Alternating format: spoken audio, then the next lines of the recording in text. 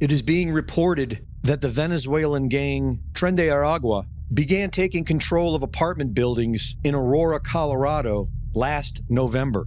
While mainstream media and government ignore it, local news is covering it. So now your investigator, Brian Moss, has obtained a confidential report into one of those apartment complexes, and that report says a Venezuelan gang began taking it over in 2023. This is the 9-page report. It was put together by a Denver law firm.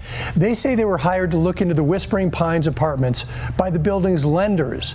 Last month, they sent this report to Aurora's mayor, city manager, and police chief. As recently as Tuesday, residents at the Edge apartment complex in Aurora pushed back on reports that a Venezuelan gang had taken over their building. But 5 miles away, at the Whispering Pines, a 54-unit apartment building in Aurora, this detailed letter asking for confidential treatment of the contents shared a different story. It was sent to Aurora officials on August 9th. With the investigators saying, the evidence we have reviewed indicates that gang members are engaging in flagrant trespass violations, assaults and battery, human trafficking, sexual abuse of minors, unlawful firearms possession, extortion, and other criminal activities. According to the law firm's report, the Venezuelan gang Tren de Aragua has threatened to kill, and in certain instances has apparently actively attempted to kill, members of Whispering Pines management. The report says a consultant for the property management company was severely beaten and stomped by gang members and was hospitalized. The alleged incident recorded by building cameras with screenshots attached to the letter. The report relies on a property manager who said that gang members allegedly stabbed a Whispering Pines resident for refusing to pay rent to the gang. He also told the investigators the takeover began last November. The report recounts that this summer, the gang approached the property manager and told him they would help him out in exchange for half of all the rent that he collected. The law firm that wrote the report called that an organized crime tactic. The gang members then allegedly took over vacant apartments.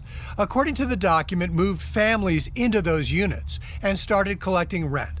The law firm says this is a picture of gang members breaking into a vacant apartment so they could move a Venezuelan family in and then collect rent.